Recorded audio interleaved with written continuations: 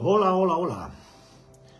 Bueno, pues aquí estamos ya por las tierras altas de Extremadura, en Jarandilla de la Vera, preparando, aclimatándonos, haciendo ya la fase de aclimatación a lo que, esperemos que mañana sea todo un éxito. Bueno, estoy hablando de los obstáculos para la rehabilitación, de todas aquellas trampas o situaciones que se nos ponen por delante, sobre todo en los inicios, pero también a lo largo del tiempo de rehabilitación siempre aparecen trampas, cómo no, que muchas veces nos hacen cuestionarnos demasiadas cosas, ¿no? Bien, pero situándolo de una manera cronológica en lo que significa hacer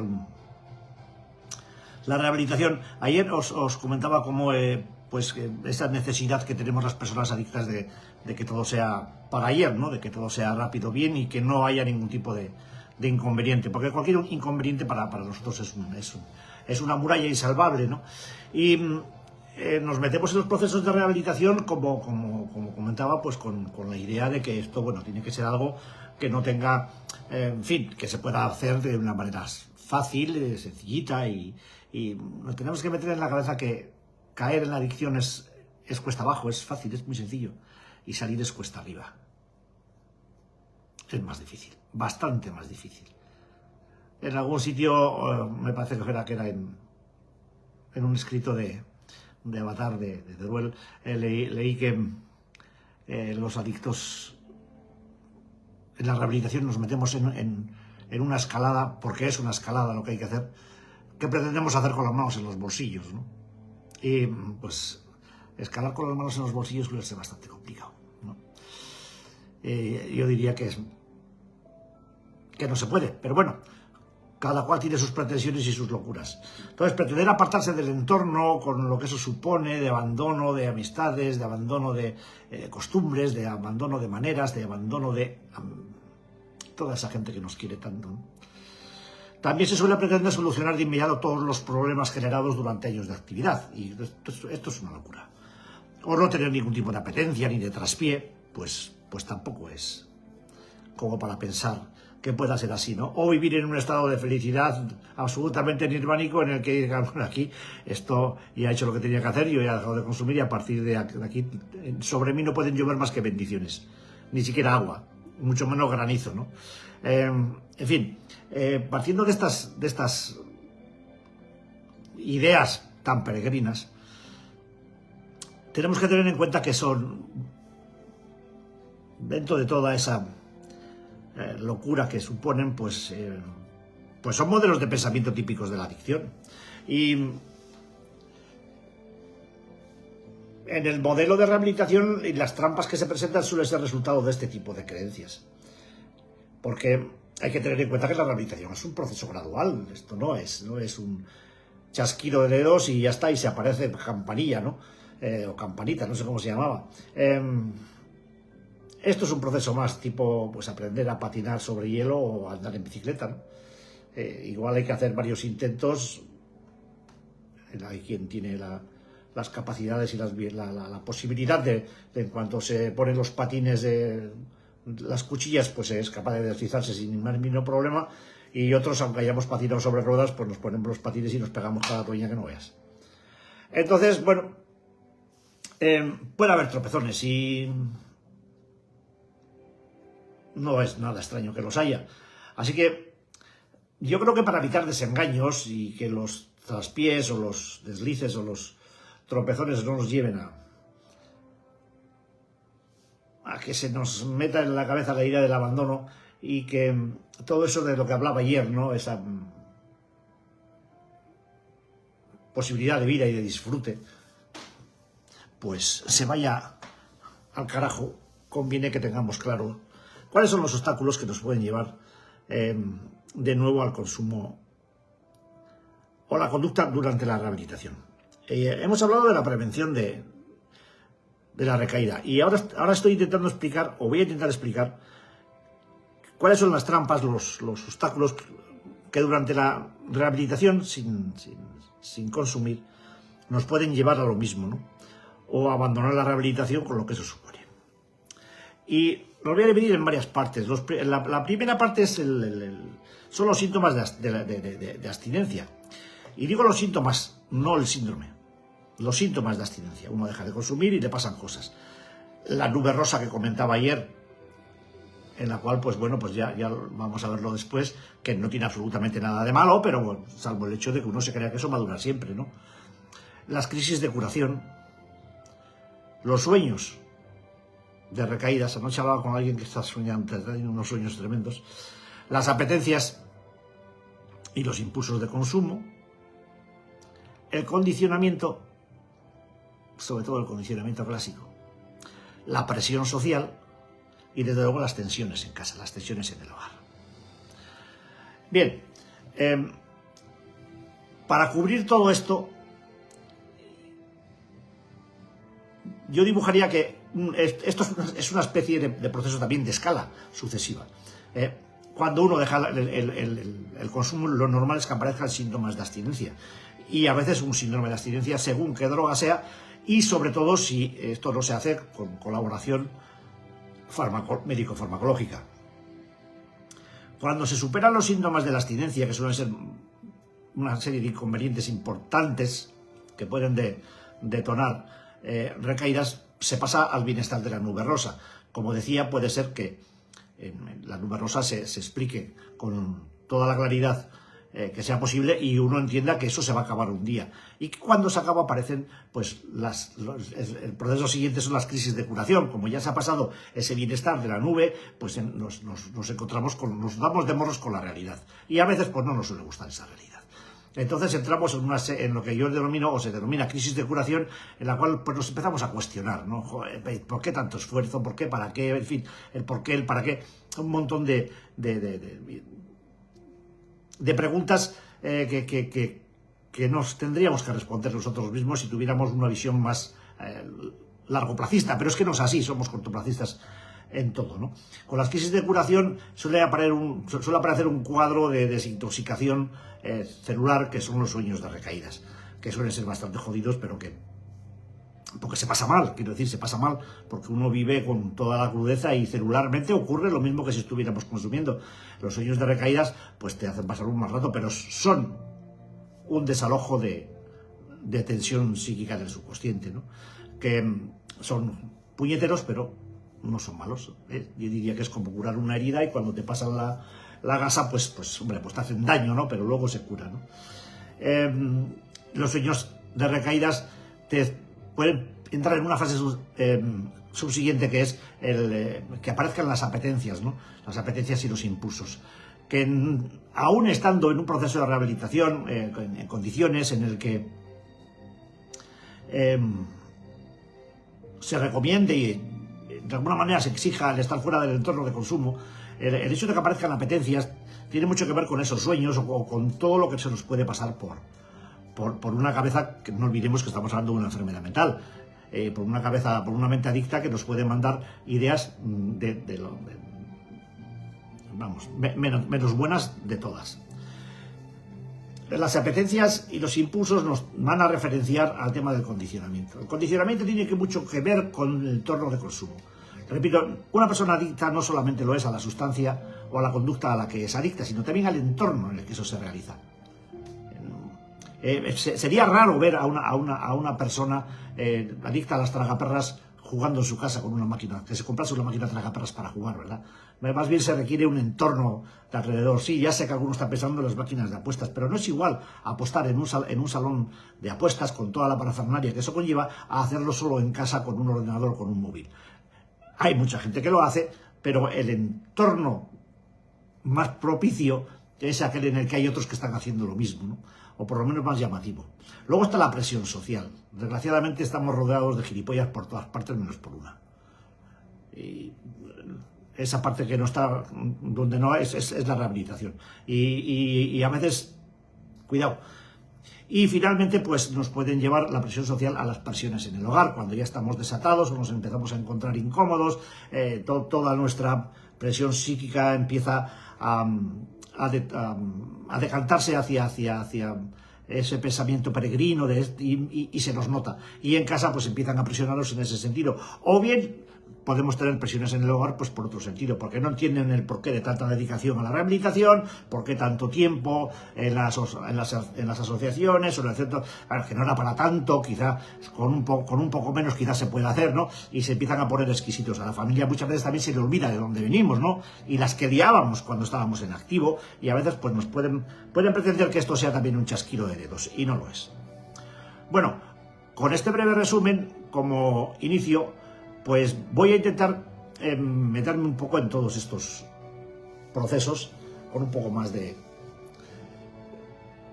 profundidad. En el primero, los síntomas de abstinencia. Repito, no estoy hablando del síndrome de abstinencia propio de cada sustancia, que debería estar compensado farmacológicamente, porque según qué droga sea, sobre todo si la droga es el alcohol, el síndrome de abstinencia pues puede matar a una persona.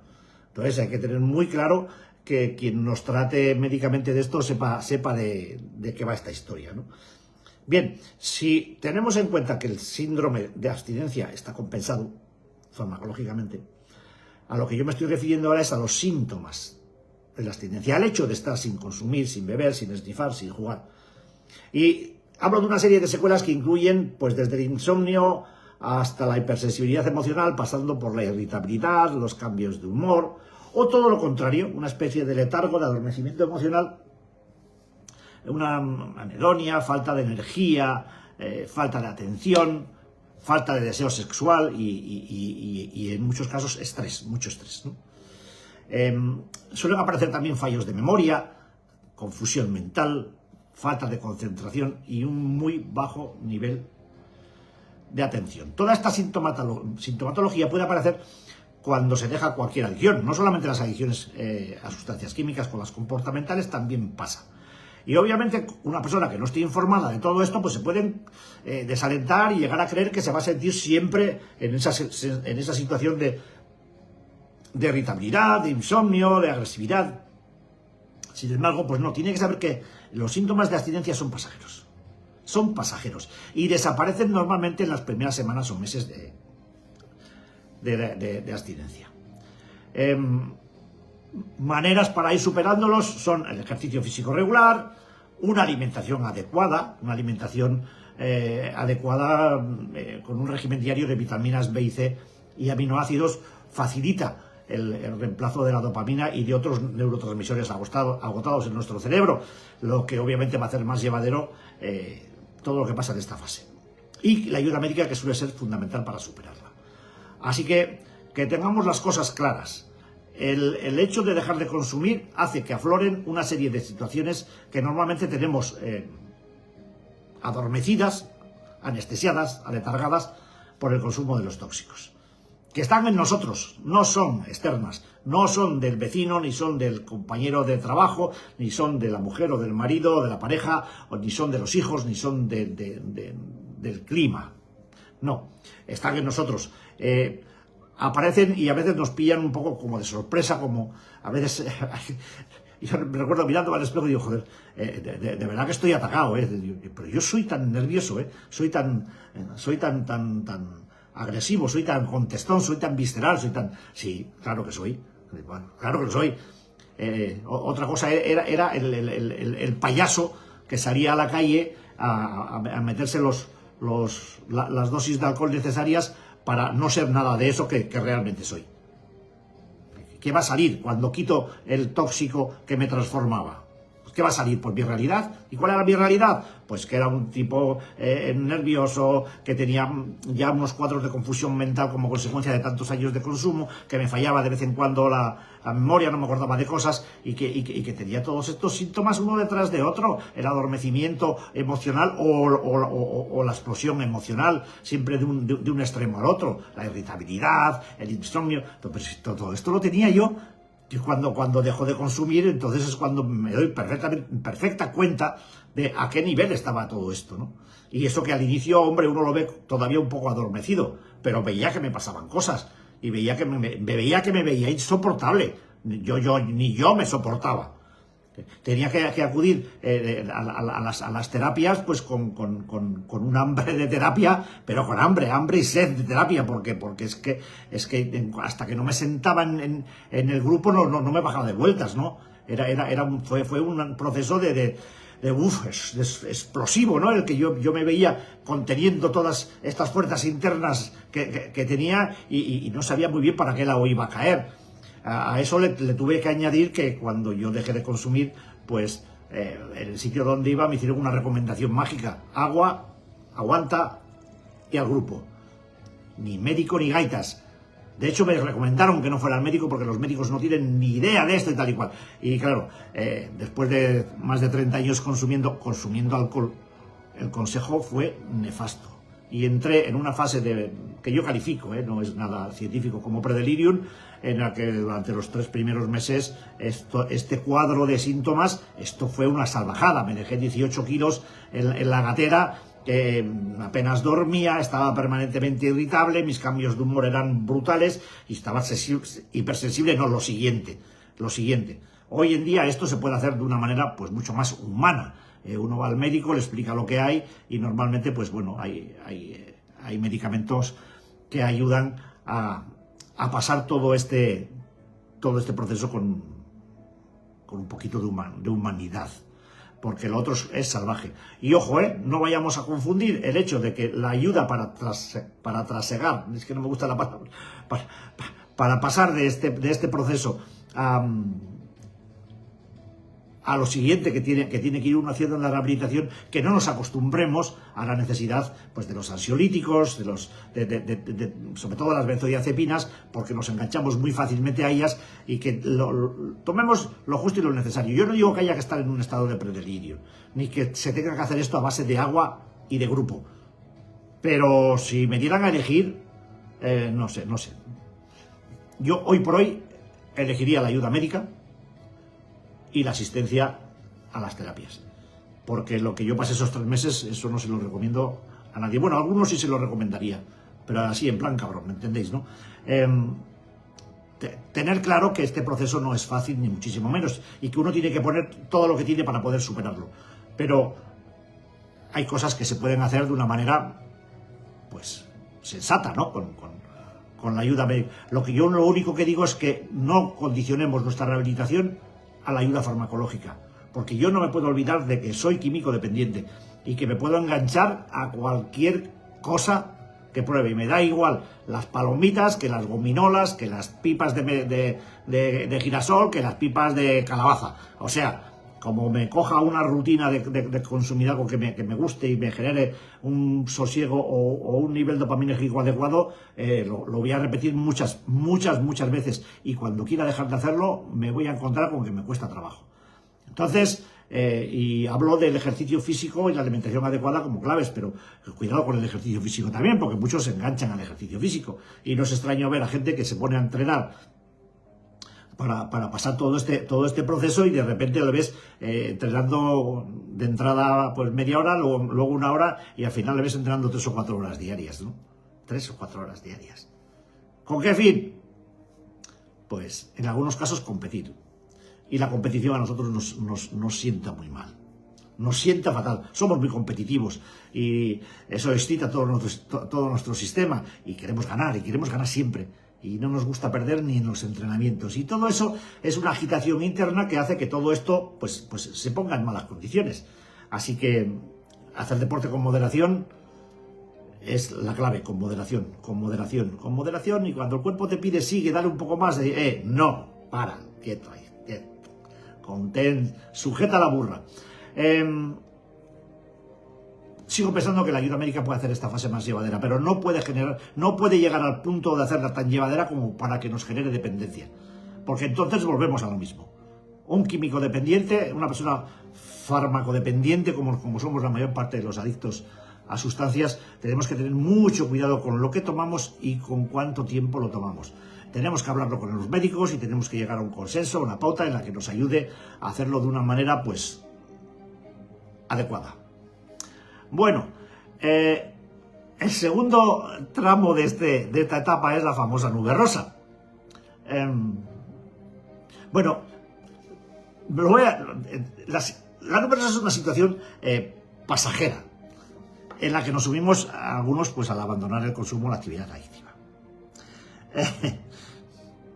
No todo el mundo pasa la nube rosa. Algunos pasan del consumo a una nube más bien gris, ¿no? O negra. Pero los que hemos tenido la suerte de pasar la nube rosa, pues descubrimos que es algo que ocurre cuando obviamente dejamos de consumir y entramos en un tramo de vida, de sensación placentera, que parece que estemos flotando en el aire, ¿no? Es realmente maravilloso. Lo de la nube rosa es genial, ¿no? Todos los sentidos se agudizan, los colores. Siempre me viene a la cabeza un compañero que apareció hace ya pues, mucho tiempo. Y el hombre tenía muchas dudas, y me miraba como si yo fuera, no sé, él me miraba como si fuera un gitano que le estaba vendiendo un burro sin dientes, ¿no? Joder, es que no se me puede olvidar nunca. No se creía nada de lo que le estaba diciendo. Y lo acabé de arreglar, entre comillas, cuando le dije, mira, quédate aquí 3 meses con nosotros, 3 meses, dije, y vas a alucinar en colores. Joder, si le dije que iba a alucinar en colores, pues ya se lo dije. Claro, el tío ya no me miraba como un gitano, me miraba como el patriarca de los gitanos. y se fue de allí el hombre, joder, con un mosqueo terrible encima del cuerpo, pero al día siguiente vino su primera terapia. Y yo lo miraba y él me miraba a mí. Claro, cuando empezó la gente a hablar, pues el hombre se fue percatando un poco de la cosa y ya no me miraba mal, y a los compañeros los miraba como... No es que moviese demasiado la cabeza con la clave de la tortícolis que decía ayer, pero vaya, se fue el hombre de una manera. Y antes de esos 3 meses... Ya sabéis que suelo comentar el hecho de que el secado neuronal requiere de unos 60-90 días para que el cerebro se quede más limpito y se pueda producir este fenómeno que es la nube rosa. Bueno, antes de los 3 meses, apareció un día en la sesión de terapia y se puso en el medio de la sala, con las manos en los bolsillos, así en plan mascote, y soltó un juramento, me cago en... Y decía en más, eguilla da. Eguilla decía, es verdad, decía, es verdad, estoy alucinando. La hierba tiene diferentes verdes. Ya, la carcajada fue pues general, ¿no? Claro, este hombre había nacido en un caserío, en el monte, en la montaña. Y había vivido toda su vida en el caserío. Y no era tenía una empresa, además una empresa bastante potente, pero su vida era el caserío, y habría llegado a lo largo de sus 50 años que creo que tenía cuando llegó, 48, pues yo no sé cuántas toneladas de hierba había segado.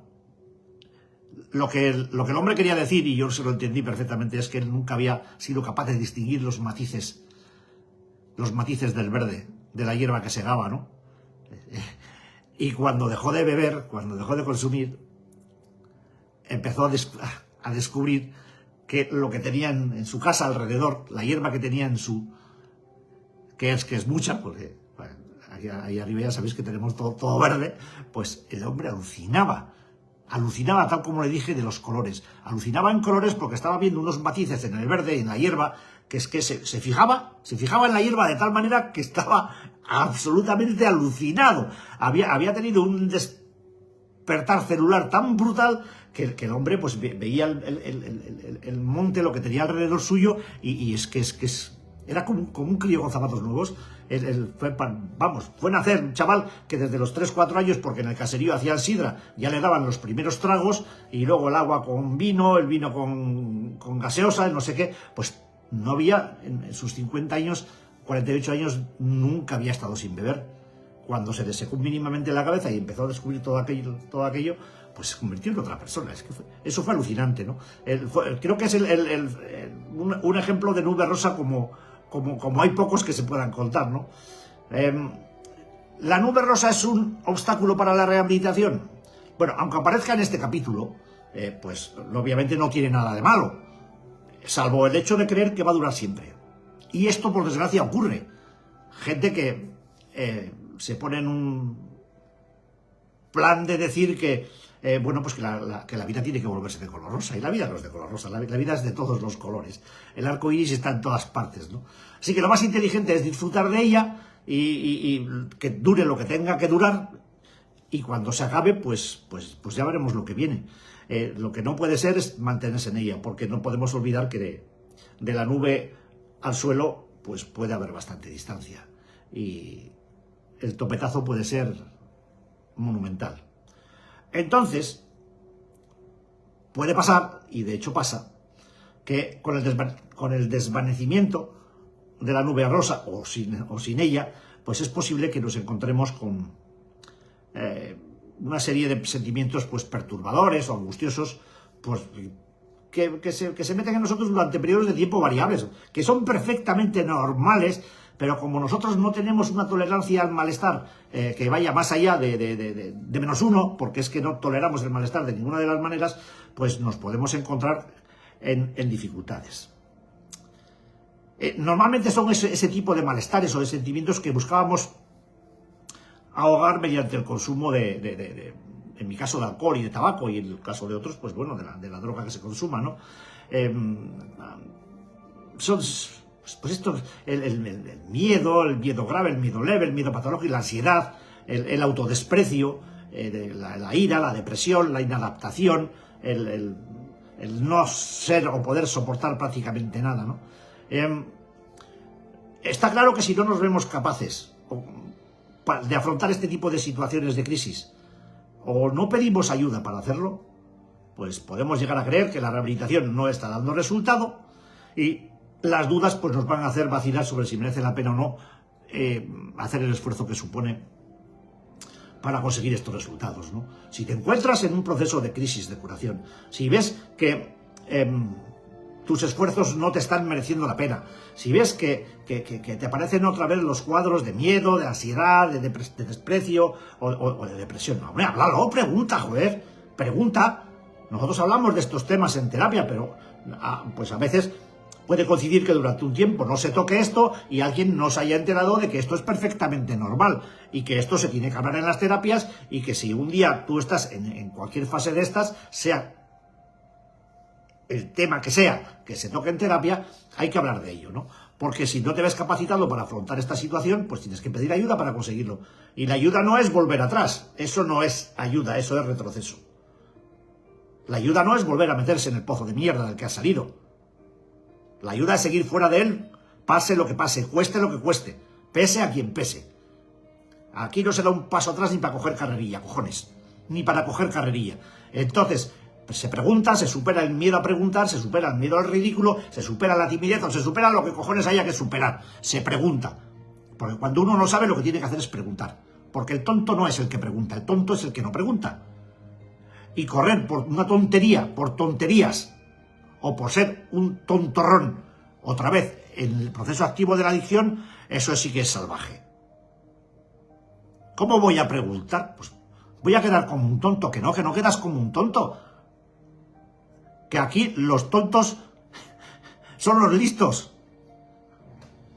Y los listos son los tontos. A ver si alguno que anda por ahí le entra esto en la cabeza. A mí me lo enseñaron muy pronto esto. Apúntate al pelotón de los tontos que te quedarás. Los listos se curan, entre comillas, y se van enseguida. Y esto es una enfermedad crónica, esto no se cura. Me apunté al pelotón de los tontos. Y sigo haciendo el tonto. Porque sigo sin consumir, sigo teniendo mis dudas, sigo teniendo malestares, sigo teniendo inquietudes, sigo estando atrapado en momentos puntuales por la ira y por el desconcierto. Sigo siendo adicto. Y en mi cabeza están todos esos bichos alojados con intenciones de permanecer y no irse nunca. Pero lo sé y no tengo nada que ver con lo que era cuando estaba consumiendo tóxicos. Soy esto que soy. ¿Y por qué iba a ser otra cosa? Pues es mi naturaleza. Me parieron adicto y me voy a morir adicto. Tengo una serie de cuadros que hacen que yo funcione de una manera diferente, que sea más visceral. Está en mi naturaleza emocional, está en mi naturaleza psíquica, está en mi naturaleza orgánica. Si estoy hablando aquí, estoy tocando las castañuelas. Si es que esto es que, claro, cada uno, pues, no sé, el poder entender que mis peculiaridades es lo que me hacen diferente, es lo que me hacen yo, y que a veces no es agradable verme en un proceso de enfado, pero antes me lo tragaba, ahora lo expreso. Tengo ira, tengo una rabia dentro, tengo miedo, estoy inseguro, necesito ayuda y la pido, joder. Y no me siento mal, y no me siento ridículo, me siento humano.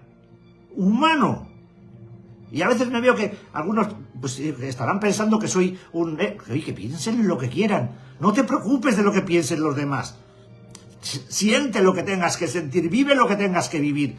Haz lo que tengas que hacer. Y tú contigo, tú en tu cama contigo, tú te acuestas contigo todas las noches. Y te levantas contigo todas las mañanas. Y es contigo con quien tienes que estar a gusto, contento. Y si has hecho algo mal, pues intenta remediarlo lo antes posible. Y si no puedes remediarlo, aprende a convivir con eso. Pero una crisis de curación es querer leer un libro que no está escrito, en el que se van a poner cosas que no son, para que lo vean ojos que no existen. No sé ni lo que he dicho. Me acaba de salir, pero no sé, espero que me hayáis entendido. A veces nos buscamos el malestar, el desasosiego, la inquietud, la intolerancia, la insoportabilidad de todo lo que sea, para volver atrás. Y atrás no se vuelve, joder. Atrás no se vuelve, que no se vuelve. Atrás no se puede volver. Atrás no todo. La vida está para adelante, siempre está para adelante. ¿Hasta dónde? Hasta donde llegue. Hasta donde llegue. Hasta donde llegue. Y después. Pero siendo uno mismo. Siendo uno mismo. Siempre, siempre, cada día, en cada momento, sé tú mismo. Y yo no digo conócete a ti mismo. Sé tú mismo. Conocerse a uno mismo, eso ya lo decían Séneca, y lo pusieron ahí en la Acrópolis bien clarito. Conócete a ti mismo, quizás sea la aventura más grande de la vida, ¿no? Pero para conocerte a ti mismo tienes que ser tú mismo. Entonces, como decía ayer, el caballo delante del carro, si no, no funciona, no funciona, no funciona. Yo soy de aldea, por eso lo del caballo me lo sé muy bien. Hoy he estado en mi aldea, qué bien, he estado viendo mis muertos, y el apartamento que tengo ahí ya reservado en ese cementerio para mí, y alguien de Argui ha estado esta tarde, ha estado allí, ha estado en el cementerio. Hay que joderse, tú tienes que esta gente, ya me quieren mandar para allá. Bueno, que ya me parece que hasta hoy... Mañana, no, claro, no, mañana a estas horas ya estoy haciendo la ponencia aquí en Jarandilla con las familias de Falres, de Extremadura, y bueno, pues el sábado haré la sesión de Argui desde aquí, y ya pues el lunes seguimos con los obstáculos para la rehabilitación, teniendo claro pues que las crisis de curación son perfectamente naturales. Seguiré hablando de esto el lunes. Y nada, voy a disfrutar de mi tierra todo lo que pueda, y a intentar que, como me dice Ángeles, vayan muy bien las jornadas, que sea un éxito, y que mis paisanos seguro que se van a lucir con las preparaciones. Así que gracias por estar ahí, y perdonad las chorradas que haya dicho, porque seguramente he dicho una tontería. Es la emoción de la tierra, sin más. No hagáis ni caso. Hoy me ha dado un poco el sol en la cabeza, y a lo mejor es que estoy, como me pasó en cierto pueblo de La Mancha, de cuyo nombre no quiero acordarme, que se me calentó la sesera, y ándala que pillé. En fin, que seáis buenos. Hasta el lunes, que ya quedamos pocos. Besitos.